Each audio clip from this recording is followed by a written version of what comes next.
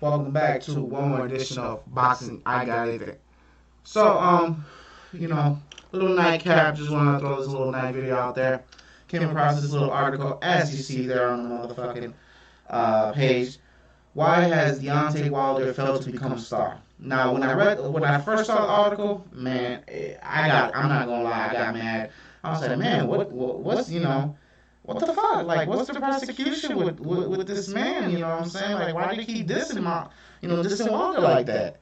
Why do they keep going at him like that? Why do they keep, downplaying him like that? But then, I started actually reading the article. And, it's still kind of downplaying Wilder. It's still kind of, same bullshit, same agenda kind of, of just discrediting pretty much anything that Wilder has done. But at the same time, though, it makes some good valid points. And let's go through them. Let's go over them together. So, let's click on here. Let's go down the page here. Now, the article is written by Bruce Scott, and he starts off by saying Deontay Wilder has been a pro boxer for 11 years, WBC heavyweight champion for 5 years, yet he's still trying to be a star. This writer believes it is down to his management and his carefully hand-picked opponents. Okay, all right. Wilder at 42-0-1 with 41 knockouts. Won the title in his 33rd fight by beating one of the least talented heavyweight champions, WBC belt holder Burns to Burns. Now, you see how they already started downplaying one of the, least talented champions. But continue. By a unanimous 12-round decision, and arguably cherry-picked opponents. His decision in January 2015 has since arguably cherry-picked opponents outside of the top 15 mostly.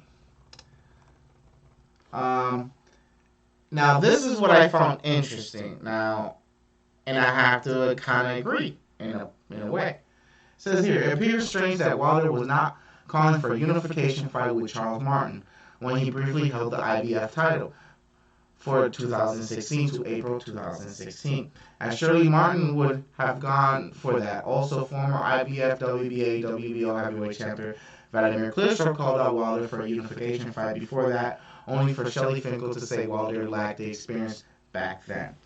So, they make a good valid point, you know what I'm saying? We all know Wilder's been learning on the job. We all know this, but come on, man. All these heavyweights pretty much have been learning on the job. Josh was one as well too. He's a young fighter. He's learning every day.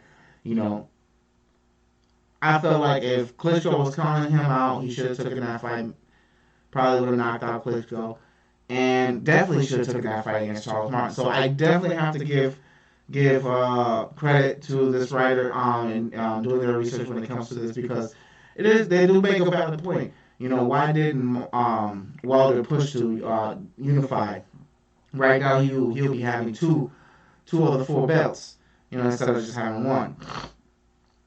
So that would even make him give him a bigger case of being a 50-50 fight. But let's continue down. He also goes to say, Finkel and Lou DeVilla tried to give Wilder a name on his record last year by taking an inactive overweight Tyson Fury.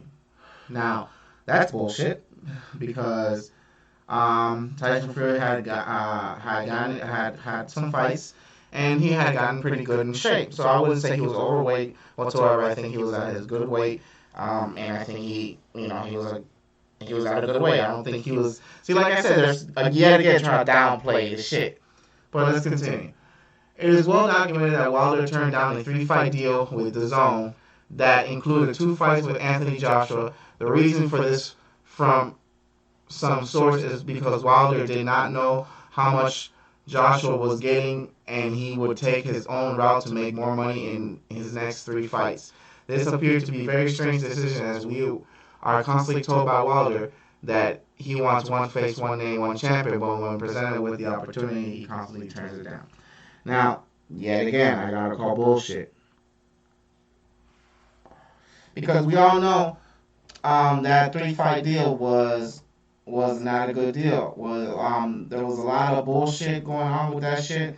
Even the president of the Sun came out and publicly made an apology to Wilder, saying that they handled the situation badly and that they should have valued Wilder more. Also, that is false.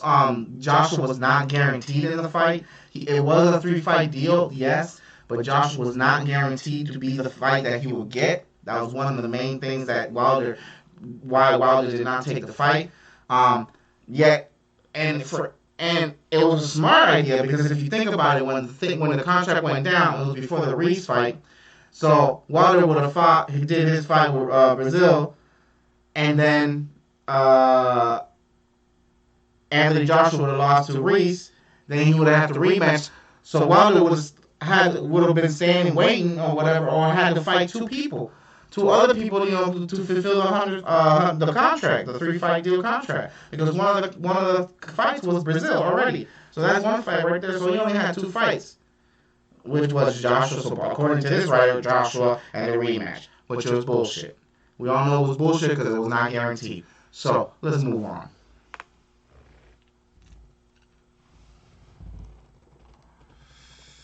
Now it says here, Wilder also was very vocal after Joshua regained his titles by saying that he would never fight him. This is a very strange statement from a fighter who has the chance to be undisputed heavyweight champion of the world. Yet again, bullshit.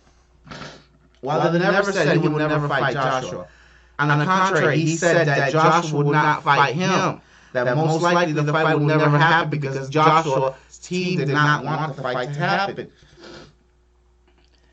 Joshua has been the one who's gone on record multiple times saying he does not want to fight Wilder. There was even a statement a couple weeks ago about Joshua joining Tyson Fury in camp to help him prepare for Wilder because he preferred for Fury to win the fight instead of Wilder. Like, I don't know, like, what the hell is this agenda right now? But, like, this is not the case whatsoever. Wilder has never expressed that he did not want to fight Joshua. Let's continue. An American heavyweight champion with as many title defenses as Muhammad Ali against very weak opposition should be a mainstream sponsor's dream. One would argue that if Wilder fought more risky fights against the likes of Dillian White, Joseph Parker, or Luxek, we would have been more of a star, beating Luis Ortiz twice, name or resume is Dave Allen little to capture the imagination. So yet again, downplaying, Luis Ortiz. We all know it's not Luis Ortiz's fault why he has low opponents. Nobody wants to fight him. That's not his fault.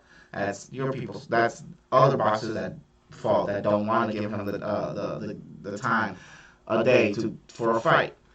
But yeah, if you look at this paragraph right here, it's interesting how all the fighters that this writer named off were mostly British fighters. Actually, I think they're all British fighters. Dillian White is a British fighter, Joshua a British fighter, and Joseph Parker. And then Usyk, who is also on the Hearn matchroom card. He's not a UK fighter, but I think he's German or I can't remember right now.